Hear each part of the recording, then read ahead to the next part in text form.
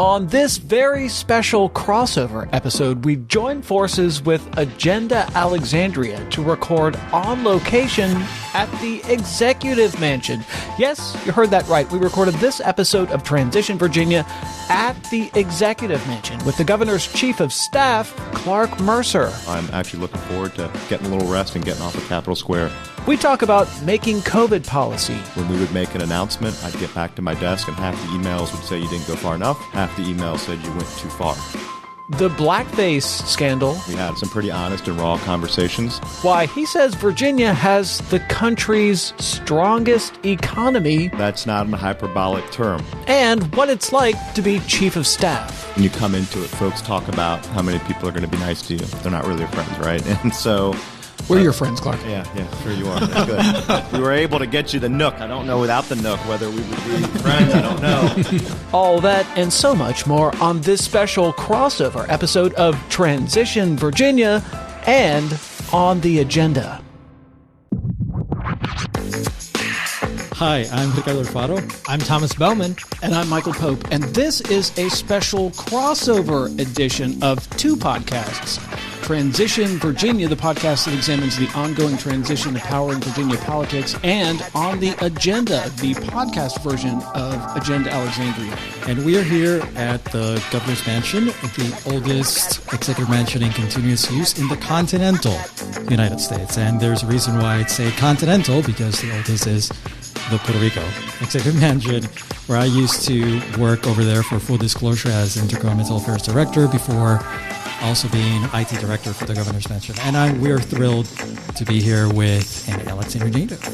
And we are on the main level of the Executive Mansion in a room called the Nook.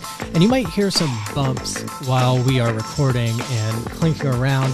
Don't mind it. It's just the Northams and their staff taking all the good china and art off the walls before Glenn Youngkin gets the keys. And we are honored to have as a guest a lifelong Alexandrian. He coached high school soccer. He's in the Sports Hall of Fame. He is currently looking for a new job because he's about to lose his current job as Chief of Staff to Governor Ralph Northam. We are pleased to be joined by Clark Mercer. Thanks for joining us. Well, thank you for having me. Welcome to the mansion. So thank you so much for having us here. This is really a thrill that we've been able to arrange this. So thank you, Clark Mercer. Thank you to the staff of the Executive Mansion for making this happen, to be here in the Nook. I hear there's a rumor that the Queen had tea here. That may or may not be true. We don't need to fact check that. So, Clark, you're about to lose your gig here at the top of the executive branch of Virginia politics. Talk a little bit about your time here and reflect on what it was like to do this kind of job for these last 4 years. Sure. Well, our jobs are temporary, and I always talk to our state employees. We have 120,000 state employees and point out that they're the folks that keep government running from one administration to the next, whether they work at the DMV or Department of Transportation, Department of Health. They're the ones that do the good work and don't often get recognized. And we're temporary stewards in the governor's mansion and governor's office. So I've been chief of staff to Governor Northam for 8 years, as lieutenant governor for 4, and last 4 as governor. And when he came into office as governor, he had a list of kind of stretch goals, 5 to 10 of them, which we've accomplished all of them. Medicaid expansion, 700,000 more Virginians who have gotten health care. Wanted to be a leader in clean energy. We're number 4 in the country now with deploying solar, the Clean Economy Act, going carbon-free by 2050. We just announced Siemens Gamesa, one of the largest manufacturers of offshore wind turbines, is setting up shop in Hampton Roads, the first time they've announced a manufacturing facility in the United States. Raised the minimum wage. We've eliminated the death penalty, the first state in the South to do so. We've executed more individuals than any state in U.S. history. Governor Northam has pardoned more individuals than the last 9 governors here in Virginia combined. He's restored the civil rights to over 110,000 individuals. Virginia was returned to be named the best state for business by CNBC, not once, not twice, but 3 times. No state has ever been a repeat winner, and Virginia's been named it 3 years in a row.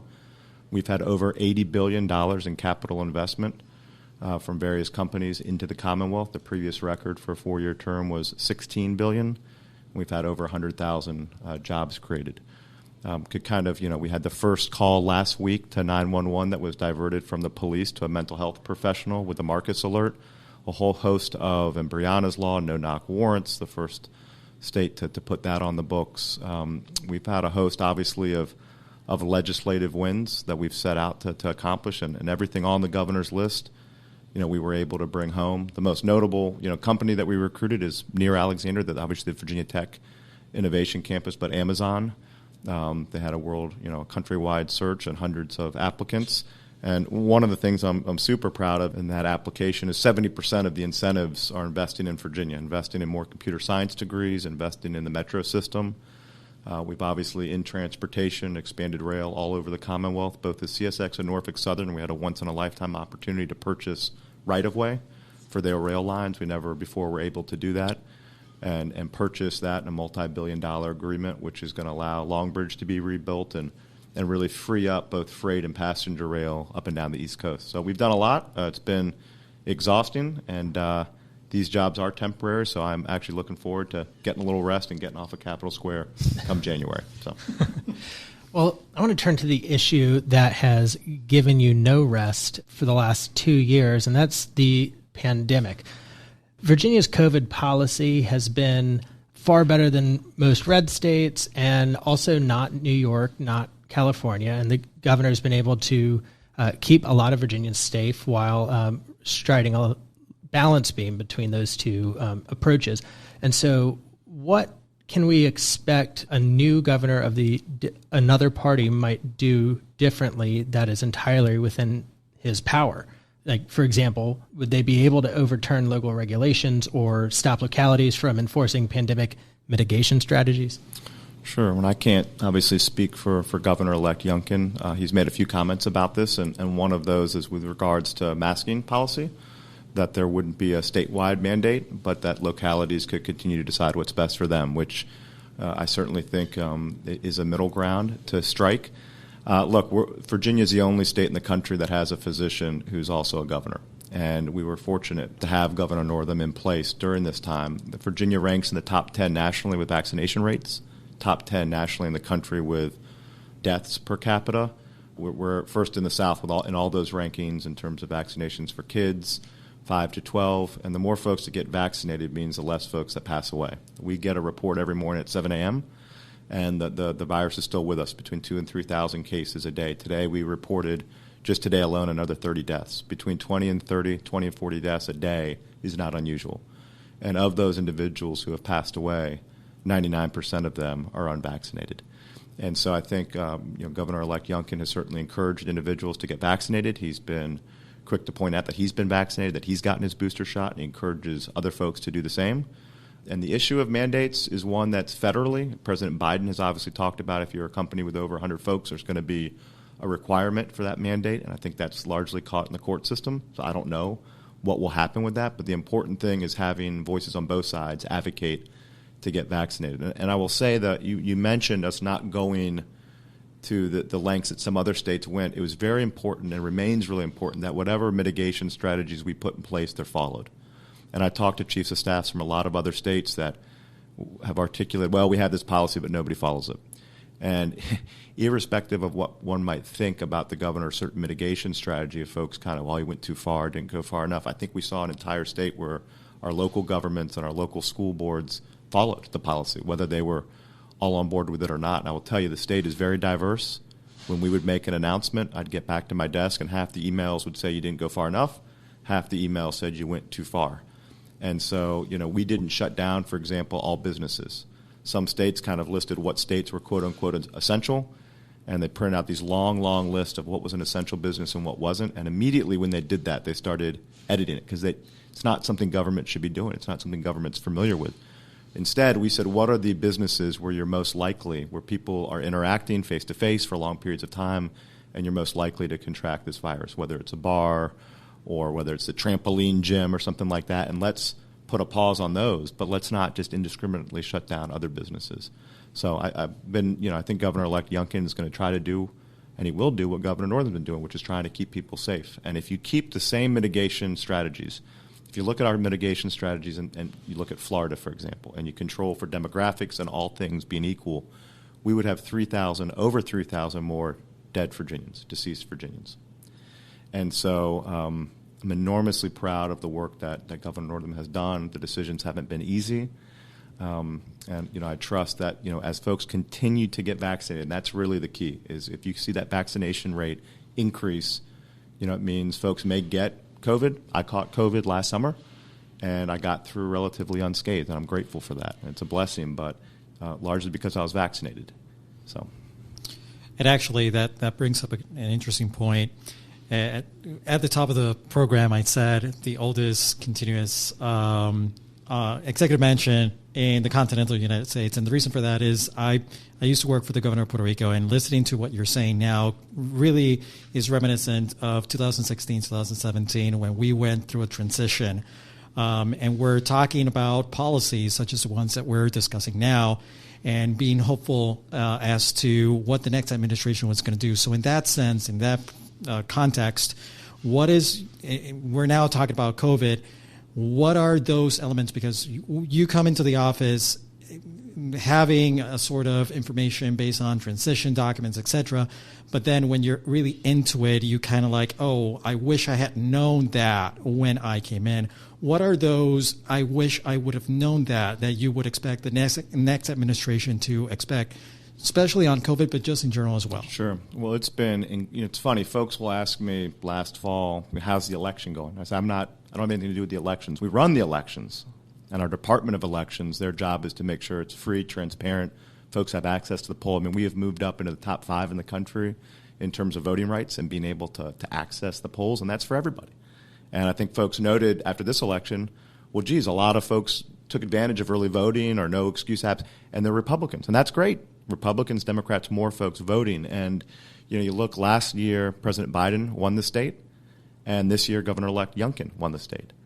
And we didn't have any accusations of a big lie or fraud or anything like that. I mean, there are 2 elections that were run free and clear that I'm incredibly proud of. And I've talked with my counterpart for Governor-elect Youngkin. We've met several times. We've talked.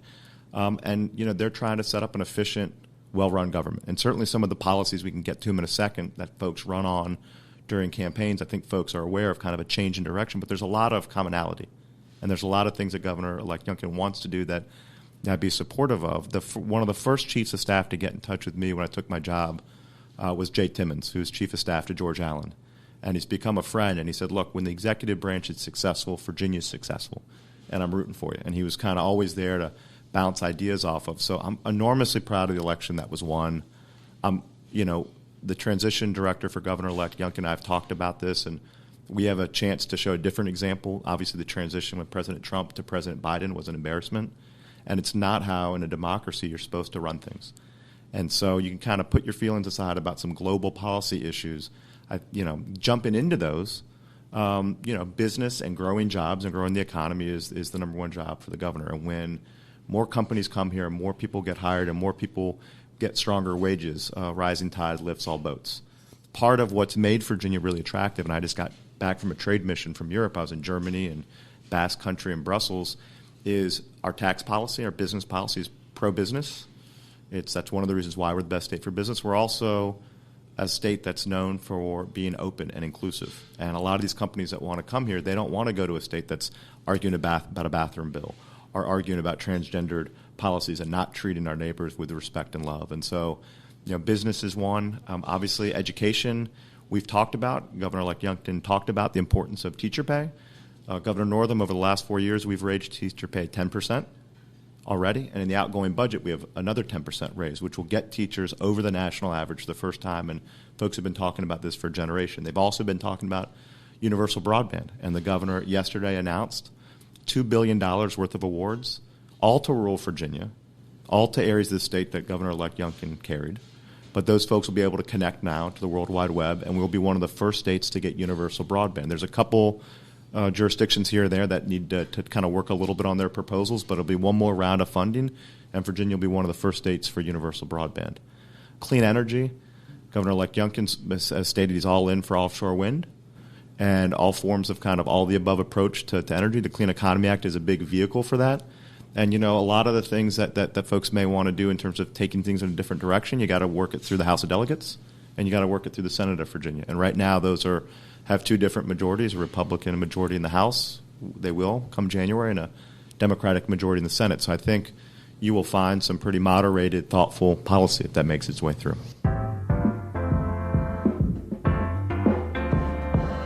All right, let's take a break. When we come back, we'll talk about the Blackface Scandal. Clark Mercer will make the case that Virginia has the country's strongest economy, and he'll give advice to the next chief of staff. We'll be right back. This is friend of the podcast, Sarah Taylor, and you're listening to my favorite podcast about Virginia politics. And I'm not just saying that because sometimes I'm a guest. Transition Virginia with Michael Pope and Thomas Bowman. And we're back on Transition Virginia. We're at the Executive Mansion, and we're talking to Chief of Staff Clark Mercer. All right, now I want to turn our attention to the Blackface Scandal. Now, the last time you were on our podcast, you walked us through the TikTok of the initial reaction. I don't want to get into any of that. Sure. But what I do want to ask you about is how that changed, because Northam said it was going to be an inflection point and he would spend the rest of his time in office going after the issue of equity. What kind of policies came out of that? And Sure. What sort of tangible things can we look back on and say that was the turning point and that's why these policies happened? Well, from a staff perspective, it was a difficult time, not only for us, for the governor, but for Virginians, who had put their trust and faith in the governor. And we had some pretty honest and raw conversations that if we were going to move forward together as a team, we needed to be honest. The governor and the team needed to be vulnerable, needed to be willing to listen to people, listen and then learn. And if that was a commitment that we were willing to make from the governor on down, we would stay together. And if it wasn't, I don't think we would have been able to keep our team together. We didn't have a single individual leave the administration during that time, despite the difficulties. And I think the governor showed a tremendous amount of vulnerability and willing to listen and learn. So the governor, my wife is the Secretary of State. She has restored the rights of more individuals than anyone in U.S. history between Governor McAuliffe, Governor Northam. Governor Northam has pardoned more individuals, I think, than anyone in U.S. history, but the last 9 governors in the United States, in Virginia combined. Things like funding historically black colleges and universities. Governor Northam has funded them to the tune of 87% more than any other governor. You look at things like whether it's the minimum wage, getting rid of the death penalty. That's, when you look at the death penalty and you look at how it's applied, there's obviously overtly racial tones to it. We started early in the administration. It was called Project Traveler. And we started that in the first month of the administration, looking at whether or not it was legal and how we could take the Robert E. Lee statue down, and so that we would have that ready when the time came. And obviously after the murder of George Floyd was the opportunity to pursue that. And we're taking the pedestal down now. If you go just a few blocks away, if you look at our Medicaid program and a lot of our healthcare programs about infant maternal mortality and recognizing that women of color have a higher death rate than white women with giving birth, and some of the initiatives that we've put after that. Legalizing cannabis. If you had told me 4 years ago that Governor Northam was going to support legalizing cannabis, I wouldn't have probably believed you. But once he started really looking at who gets pulled over, and not only who gets pulled over and off with warnings, but ends up in court, it's just, white and black folks use marijuana at the same rates. African Americans tend to get 3 or 4 times as likely to be arrested. So, we now, if you have up to an ounce, it's legal. And there's a whole regulatory framework that the next administration will need to think through and grapple with that. I don't think that will be changed. So I think it would behoove folks to figure out a way to stand up that business with an eye towards equity. We did a lot on small disadvantaged women-owned businesses, making sure they get more state contracts. The disparity study that we did showed clearly that while there's pretty high percentages of those businesses that are out there willing to provide services, that we don't do a good job contracting with them. So, I think equity, and obviously the governor hired the first chief diversity, equity, inclusion officer, cabinet level in the country. And Dr. Underwood has, her task has been to make sure that she infuses a DEI lens. She's worked with the state police, she's worked with our Game and Inland Fisheries Police, our VMRC, to diversify, to make sure the folks that are patrolling and policing our communities look more like our communities. A lot of the criminal justice reform that I mentioned earlier, Breonna's Law, no-knock warrants, Marcus Alert, obviously all a heavy focus on individuals who have been marginalized in our criminal justice system. So I think you can kind of look through, and I've shared with you this accomplishments document that we've talked about, but if you look through that, I think you'll pick up on a lot of things that, would we have gotten them all done? I'm not sure we would have, number one. But number two, I think the governor probably reprioritized a lot of these items and decided to tackle them quicker and elevate them on the list of things that we were going after. On the subject of reprioritizing, I would imagine that incident sidelined some of Governor Northam's agenda. Is there anything that that Northam's administration wanted to do that it wasn't able to do, in part because of that incident? No, I'd actually argue the opposite. There's a quote that I use a lot from The Shawshank Redemption, and it's the last scene of that movie, and they're talking about how Andy Dufresne busted out of Shawshank. And Morgan Freeman's character, Red, talks about the fact that Andy was really into geology, and he used this little shovel and picked this tunnel over 20 years. And Red said Andy was right, that geology, all it is a study of time and pressure, that and a big poster, because he used a pinup poster to tunnel. That's what policy... Rita Hayworth, right? Every decade it changed, or a couple years, whoever was the current pinup of the month. But no, I think it provided an opportunity. As unpleasant and, there's a host of words to describe kind of the motions that we process, that provided an opportunity. And we seized that opportunity. And a lot of folks had done work in the legislature for years on things like Breonna's Law, or the Marcus Alert, or funding our HBCUs more. And so it's that time and pressure piece. Medicaid expansion doesn't just happen. I mean, Governor McAuliffe worked for years to lay the framework for that to happen. Obviously, it got done during this administration, but it hadn't been for that time and pressure, just like the fight for 15 and raising the minimum wage. I mean, we can kind of go down the list. And so there are inflection points. And obviously, when you retake a majority, that's a poster. Governor Youngkin has a poster, right, winning the House. But no, all of the things that Governor Northam put on our list to accomplish, we got done and then some.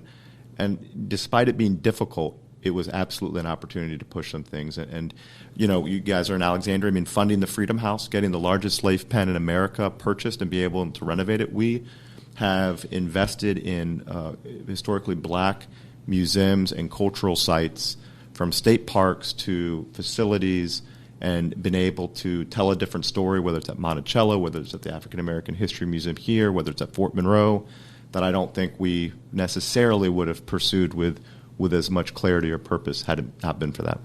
Actually, you just said something interesting that I do want to expand a little bit on, which is the frameworks. You just described how Medicare expansion wasn't an overnight thing. It was something that was a framework that was put in place years and was finally being able to see it across the finish line now. What frameworks are in the works that the next administration can take on and continue to build on? Well, I mean, I think some big items, we just today, with a heavy eye towards equity, talked about certain types of tax relief. The refundable earned income tax credit was actually something that was Richard Nixon's idea at the federal level, but it is the cleanest and most efficient way to get money in the pockets of hardworking folks that need relief. And COVID really brought to bear the fact that we have over $13 billion in our outgoing budget. That's new money that's in the system. It's the most that's ever occurred in the history of the Commonwealth. With 18% in reserves, we had less than 2% of the general fund in reserves. So the economy has done really well for people who were doing well going into COVID. But if you were a dishwasher, you worked at a fast food restaurant, you worked in a service economy, you didn't do very well. And you might not have been paying a lot in taxes, but that's the group that we really need to focus on when we talk about tax rates. So we talked about the grocery tax, holding localities harmless, but the grocery tax is a regressive tax. Governor Youngkin and Governor Northam are right about that. And we talked about the earned income tax credit, making that refundable. So I think that conversation is prepped for the next session. I hope the guardrails around it are we instituting tax policy that helps those that need it the most. And comprehensive tax reform is something I think we would have liked to have gotten into. I don't think it wasn't something that was derailed per se by any one event, but there's a nervousness from our legislature to really get into comprehensive tax reform. Our tax system was put in place when we were a goods-based economy, when we made things largely. We're we are overwhelmingly a service-based economy now. So whether you're repairing someone's yacht or it's or you're working in law or selling stocks, services are not taxed, right? And that's, if you're going to have, I'm proud of the tax announcements we made because I think they're relatively low-hanging fruit. But the real challenge is taking a big step back and having an adult conversation about our tax system. And that we're not doing. That we have not done. That's one. Number two, I think campaign finance reform is one that the governor's talked about. We introduced bills on it. Those bills got killed in committee. There's a lot of focus on our one regulated monopoly here in the Commonwealth, our energy company. But I think there should be a bigger conversation about businesses and how much they're able to donate or if they're able to donate. And I do think... You think there should be limits? I think there should be limits, yeah. I think a lot of folks in the business community agree. I think they're tired of kind of having to give year in and year out. I think they'd be happy if everyone was playing by the same set of rules. What should the limits be? $5,000-$10,000. I don't think we should be singling one company out or another.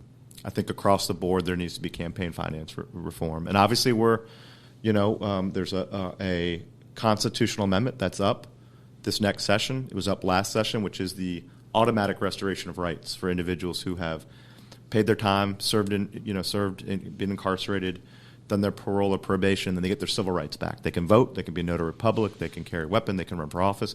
Almost every state in the country, that's automatic. 2 states in the Northeast, you never lose your right to vote, even if you're incarcerated. And Virginia is one of, I think, 2 states where you have to officially apply to the governor and make your case. And we've made that case much, much easier. But the governor should not be part of that equation. If you believe in restorative justice, the governor needs to be out of that equation completely. And I'm hopeful. I've talked to several Republicans who agree. And when you look at who the folks are that are getting their rights restored, and if you want to talk politics and demographics, I can assure you it's not a given that these folks are, Democrats that live in a city. A lot of folks are living in the country, and they made a mistake when they're kids, and they're voting for Republicans, which is fine. It doesn't matter who you're voting for, but that is up this session, and if it passes, it will be a constitutional amendment on the ballot this fall. I hope you included Puerto Rico in one of those 2 jurisdictions that allows... Oh, you do? Okay. Yeah. Okay. Well, no, that's good to hear. No, I didn't. Yes. So every governor that leaves office prepares a document for posterity about all the accomplishments of the administration while they were there. The Northam document that lays out the accomplishments of Ralph Northam's years in office, the very first thing on your list here is the economy. The headline on your document is the country's strongest economy. That's quite a statement. Clark Mercer, explain that. How is Virginia the country's strongest economy, and what did Ralph Northam do to make that happen? Like I said earlier, it's been named the best state for business for 3 years in a row. Yeah, I think that the technical term for that is hat trick, right? So that's a hat trick. So that's not a hyperbolic term. When we got the call from CNBC that we were going to get it, we were elated. We got another call. We were getting a second year. It's the only time anyone's ever gotten it. 2 years in a row, and we got it a third year in a row. It's not obviously just Governor Northam. It's the General Assembly, and it's folks in Virginia who are working really hard, and we're attracting a creative and talented workforce. It's not just the federal government, Defense Department. Obviously, during COVID, Feds and Defense Department didn't make cuts, helped out the economy in Virginia, but we've also recruited, I talk about Amazon, Facebook. We've diversified the economy, so if something happened to the Feds or the Defense Department, we'd still be plugging along. Some states that are in that list, Texas, Louisiana, very dependent on the price of oil, for example. If oil loses $1 per gallon or per whatever it is, per barrel, I think that's a $60 million a year or $12 million a year hit per dollar to the state's economy, which is a lot. So some states are overly reliant, for example, on petroleum. We made an intentional move last year and a half ago when COVID started to start reshoring a lot of these companies that we had hard time sourcing PPE from. So we have a glove factory out in Wytheville, and Congressman that's out in the 9th District, Morgan Griffith, said it's the largest economic development announcement that he's ever seen in his time in office, whether it's Democrats or Republicans. 2,500 jobs, nitrile glove factory. In Petersburg, just down the road, the Flow Corporation, $700 million grant from the Feds. We've developed a pharmaceutical cluster, and they're making a lot of the generic drugs that were just made in India, where we had a slow up and couldn't get them out of India with the pandemic. Micron, which is up your way, in Manassas, is the world's leader in making the microchips, which everyone talks about now that are in all the cars and the semiconductors. They've expanded once, a large multi-billion-dollar expansion. Senator Warner's carrying the CHIP Act. I would suspect Micron's going to expand again somewhere. Fingers crossed they expand in Virginia. So we've been pretty intentional with who we've recruited. Like I said, the largest offshore wind company, their first manufacturing facility in the United States is in Hampton Roads. We've diversified our port down there. They're incentivized by how many cargoes come in and out of the port. That's how most ports are incentivized. Manufacturing something at the port, having a manufacturing facility is not something they're used to. Virginia is uniquely situated. All of our competitors for offshore wind have bridges and have really mature metropolitan ports. One wind turbine is taller than the Statue of Liberty. One blade is as long as a football field and weighs 30 tons. The thing that the nacelle, the nut that keeps the blades connected to the big tower, weighs 85 tons and is 3 stories tall. And we don't have any bridges in the way at Hampton Roads, so you can get a fully assembled turbine out to open water much, much quicker than our rivals. And we've really honed in on that. We've got the widest berths down there, the deepest channels, and the jackup vessel, which is the boat that installs these turbines. It's about a $600 million boat. There's not one in the United States that's Jones Act compliant that was made here in the United States. There's going to be one now, and its home port is going to be in Hampton Roads. So all of those turbines that are being installed up and down the East Coast can call on Virginia and can call on Hampton Roads to get that jackup vessel to them. So we've been intentional about the economy, and I said it earlier, I mean, we've jumped over 30 spots for being a state that's respecting and good for workers. And, whether it's raising the minimum wage or folks at Dole kind of clamping down on worker misclassification, which is a big deal, we have shown you can be good for workers and good for businesses, and those two things can coexist. Clark, you're about to graduate into a very small club of former chiefs of staff to the Virginia governor. What is a lesson you learned in this role that you can only get by being the chief of staff? That's a good question.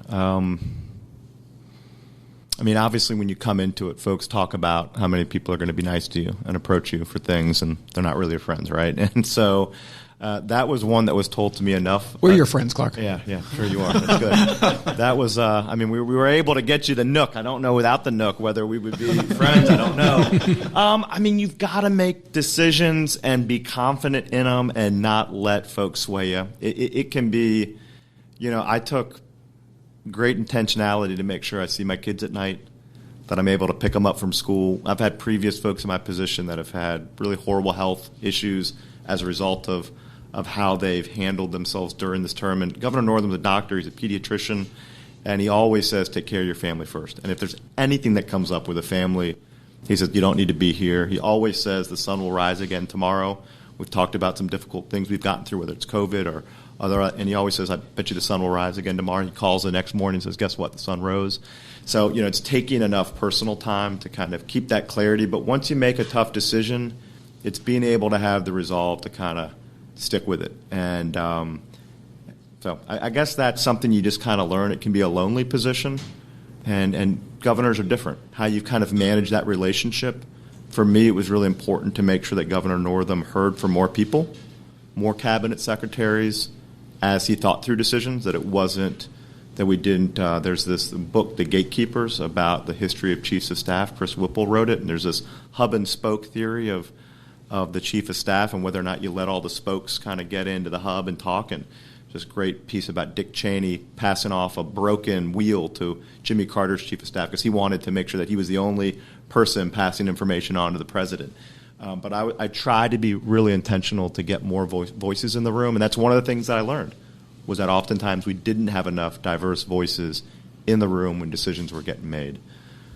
So, I'm very hopeful, and I wish the incoming chief of staff, nothing but the best. And I think, when I look at former chiefs of staff, I'll be there cheering them on quietly, but I'm not going to be piping in every week with my ideas or my observations or critiques. Okay, well, one last question, Clark. We really appreciate you inviting us here to the Executive Mansion. What's next for Clark Mercer? What's you're about to lose your gig here. What's on the horizon for you? To be determined. I'm helping a lot of our folks. We have hundreds of folks who are considered at will, and helping them right now. We've placed 6 or 7 folks in pretty senior positions in the Biden administration. like really senior positions, and providing references and helping other folks get placed. It's awkward to be helping a lot of other folks find where they're landing. At the same time, you're trying to think through where you're going to go. Likely teaching. There's a couple local colleges in the Richmond area, but my wife and I are going to take a little bit of time off, and to be determined. We'll share it on a future episode. Excellent. We look forward to it. Thank you so much. We really appreciate it. Thanks, guys.